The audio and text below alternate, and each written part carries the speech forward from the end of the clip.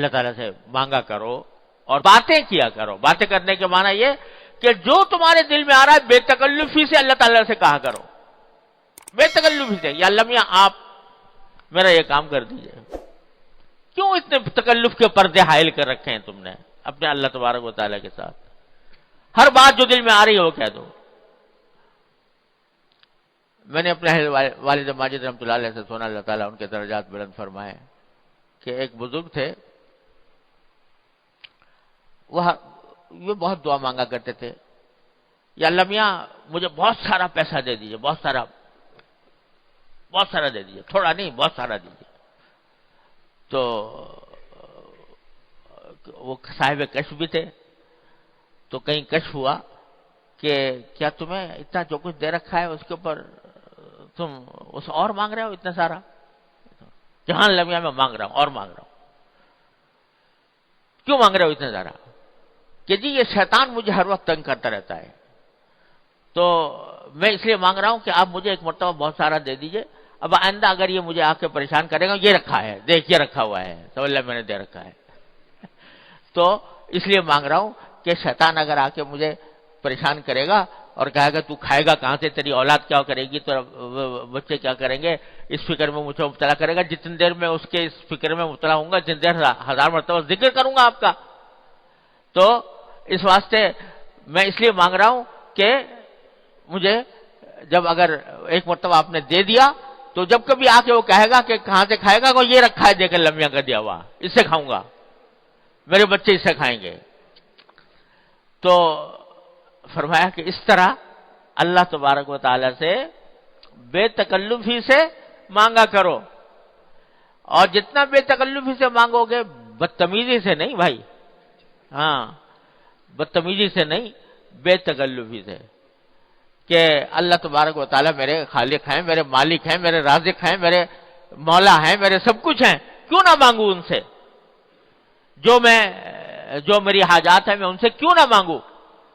تو بے تکلفی سے مانگو, بدتمیزی نہ ہو, تو یہ کیا ہوگا, اللہ تعالیٰ کو بھی یہ ادائیں پسند آ جاتی ہیں, بے تکلفی کی ادائیں ہیں, اور اس کے نتیجے میں اللہ تبارک و تعالیٰ کے ساتھ تعلق اور مضبوط ہوتا ہے, مضبوط ہوتا ہے اللہ تبارک و تعالیٰ کے ساتھ تعلق. کہ جب یہ کہتا ہے اللہ تعالیٰ اللہ تعالیٰ دیکھتے ہیں میرا بندہ مجھ سے اس طرح مچل مچل کے مانگ رہا ہے, ایسے مچل مچل کر مانگ رہا ہے جیسے چھوٹا سا نادان بچہ اپنے باپ سے ماں سے مچل کر مانگتا ہے, اس طرح مجھ سے مانگتا ہے.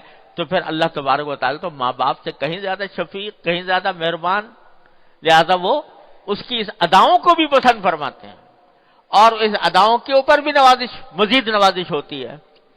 لہذا اللہ تبارک و تعالیٰ سے رابطہ اصل چیز یہ ہے, اللہ تبارک و تعالیٰ اپنے فضل و کرم سے یہ عطا فرما دے کہ اللہ تعالیٰ سے مانگو, اور بے تکلفی سے مانگو, مچل مچل کر مانگو, اور اللہ تعالیٰ سے اس کے ذریعے اپنی جو تعلق ہے اس تعلق کو مضبوط کرو. ہمارے حضرت والا قدس اللہ تعالیٰ سے فرمایا کرتے تھے, پہلے بھی عرض کیا کہ سارے قرآن کا خلاصہ وہ فرماتے ہیں سورہ فاتحہ, اور سورہ فاتحہ کا خلاصہ ایاک نعبد و ایاک نستعین. اے اللہ ہم آپ ہی کی عبادت کرتے ہیں, آپ ہی سے مانگتے ہیں. پہلے ہی دن کہلوا لیا یہ قرآن کریم میں پہلے ہی سورت میں یہ بات کہلوا لی بندے سے, اور صرف نے کہلوا نہیں لی, کہا 5 مرتبہ کہا, 5 مرتبہ نہیں, کتنی مرتبہ ہو گئی, ہر رکعت میں ہوتی ہے, کوئی رکعت اس سے خالی نہیں. تو کتنی رکعتیں روزانہ ہوتی ہیں, اتنی مرتبہ کہلوا رہے ہیں اللہ میاں. کیوں کہلوا رہے ہیں, کیوں کہلوا رہے ہیں یہ ایاک نعبد و ایاک نستعین؟ ارے اس لیے کہلوا رہے ہیں تاکہ اس پر عمل کرو, مانگو اس سے, ہر چیز مانگو اللہ تبارک و تعالیٰ سے.